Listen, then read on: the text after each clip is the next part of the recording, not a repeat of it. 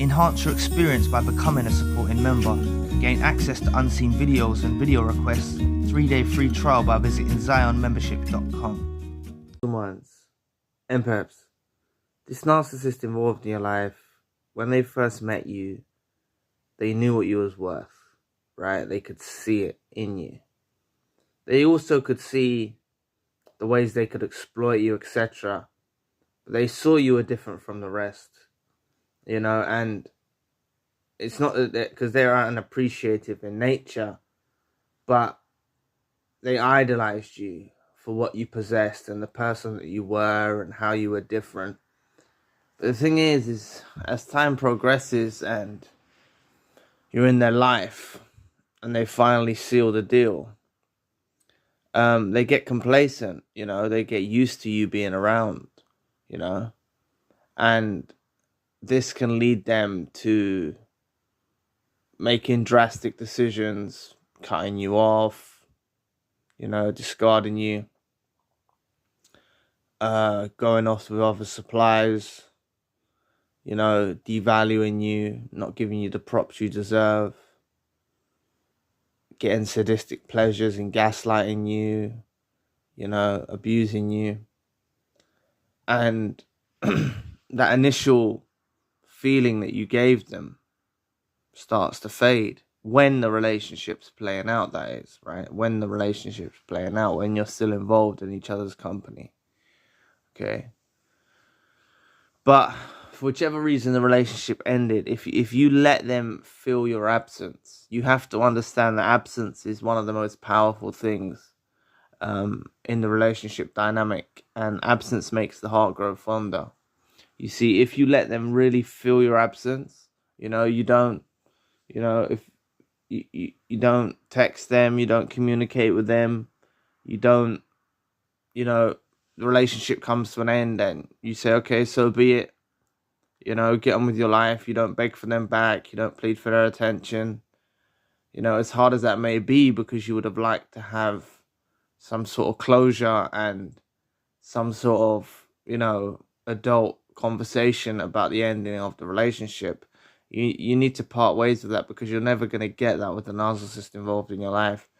And you see, what will happen is through the period of time, as you start to come to terms with the relationship being over, right? Because that's what will happen with the chosen one and empath. The empath and the chosen one will face reality. They'll come to terms that the relationship is over. On the flip side, the narcissist will feel like they're lacking, you see. They'll feel like they're lacking. They'll feel your absence. They'll feel the things that they once took for granted will now become apparent in their lives. You know, all of the qualities that you have. This is the thing that you have to remember, right? You've got a whole bag, right, full of, you know, abuse that you went through, you know, memories of all of the abuse that you went through, right? That's what you need to remember. If you find yourself, you know, remembering good times, and you need to back it up with, you know, or like the whole sackload or whole bag load of abuse that you went through, you know, you need to remember that, you know, and let that be at the forefront of your mind. Not that you're going to seek revenge or get angry about it or anything like that. I'm just saying you need to keep yourself balanced, you know, so you don't start feeling that letting this absence between yourselves make you forget about the abuse that you went through. But what have they got to forget? They're not going to forget the good qualities, right? They haven't got any bad things that they can forget about you because you wasn't being abusive and toxic. All they've got to remember you by is the good qualities that you gave them, the positive qualities, the caring qualities, the supportive qualities. That's what they remember you as, right? So no matter what words were exchanged during your last exchange, you know, if they said to you that they didn't want to be with you no more, or, you know, they hurt your feelings or discarded you in a brutal way, you know, as time proceeds, they're going to reflect back and remember everything wonderful that you've done for them. And that's something very, very hard to shake. Please press the like and the subscribe button. Help your brother out. It'll take 2 seconds of your time. Just like this video showing up for you, help it show up for someone else in the community that it may be of a benefit to. Remember, I do one-to-one sessions. If you would like some light shed on your personal situation and you need some help or assistance, you can always reach out for a one-to-one session. The link's in the description box below. But like I was saying, that's a hard feeling to shake, you know. When someone's been good to you, nothing but kindness, nothing but, you know, you're not perfect, but you done your best by them, by your potential at the time. When someone's been good to someone, kind to someone, loving to someone, it is hard to shake. Yes, even for a narcissist, it's hard to shake, you know. It's hard to shake. And there's like, because the topic of the new supply is prominently talked about in the narcissistic community, many victims fall victim, should I say, to believing that this new supply is somehow, you know, they're off with the wind blowing in their hair and they're laughing and they're joking and they're having fun and they're, like, you remember what it was like with a narcissist involved in your life. You remember what it was like.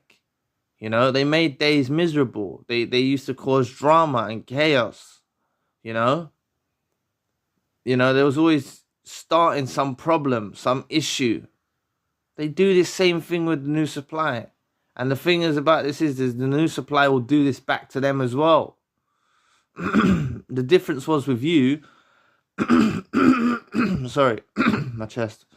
The difference was with you is you was trying to ease them, you know, care for them, make things flow, you know. They're with someone toxic now, and they're going back and forth, tit for tat, you know, in some toxic relationship, you know. So you need to understand that this narcissist will regret your absence forever. They'll feel your absence, you know. If you let it kick in, you know, they'll feel your absence, and that's where their mind will be. They're not in a new situation with this new supply with their wind blowing in the hair and enjoying life and this and that. No, they're thinking about you. They're thinking what you're doing. They're thinking what you're doing. And they're probably looking on your social media to see what you're doing.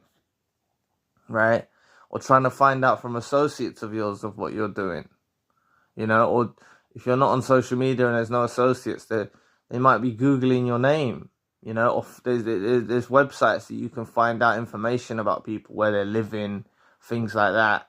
They'll resort to doing things like that, you know, to tease their appetite, to, you know, to try to find out some information on you at least, you know, even if it's an address or, you know, they'll find out. There's these websites that have people's information on that these narcissists use to discover stuff about people, you know. So you have to understand they're gonna feel your absence, right? You've done nothing but good by them. They've got things to remember you for. You've got things to remember them for too. But the things that you remember them about is abuse, toxicity, hurt, pain, right? Everything they put you through, right? That's what you remember them over. So that's the hard part that you have to deal with, you know, remembering the hurt and the pain. But on the flip side, you know, this causes them hurt and pain. You know, they're not thinking fondly, you know,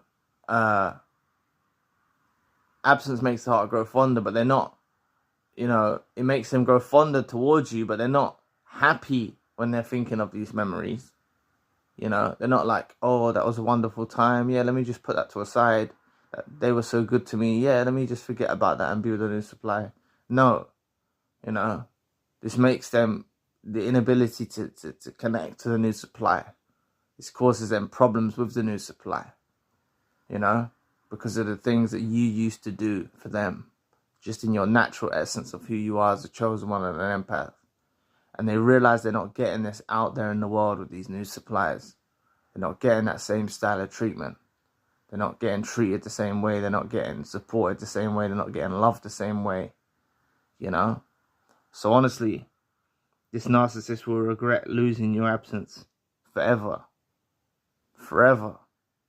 For as long as time goes on, for whoever's many suppliers as they go through, they will always remember you as the chosen one and the empath that changed their life for the better, that helped them and assisted them, and all they did is repay you with nothing but abuse. They will remember that, and you need to understand, space is your best friend. Having space from these individuals is your best friend, you know. This is really what works the magic, you know. This is really what works the magic. So anyway, Thanks for listening today. Please press the like and the subscribe button. If you want to donate, you don't have to, but if you'd like to support the channel, you can. Links in the description box below. For more narcissism-based content, check out our other channel. Links in the description box. Please visit the forums. One of them is Tips to Heal, and I'd love to find out what helps you on your journey. Please book a healing session with me if you need advice or some light shed on your situation.